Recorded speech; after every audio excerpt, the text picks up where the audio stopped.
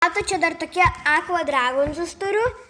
Va, matot, plaukioja, čia dar reikia juos užauginti. Va, čia yra maistas, tos žalės, o čia pipėtė, kad orai pūsti. Ir va, o dėžutė atrodo štai taip. Nu, čia tokia pigesnė versija.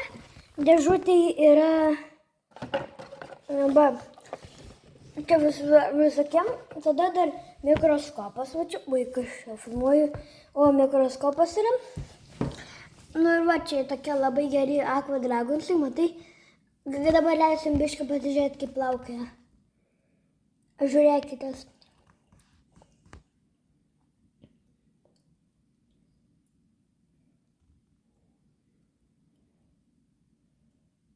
O va čia dar tie ikriukai, kur gal įsiris dar aqua dragonsų.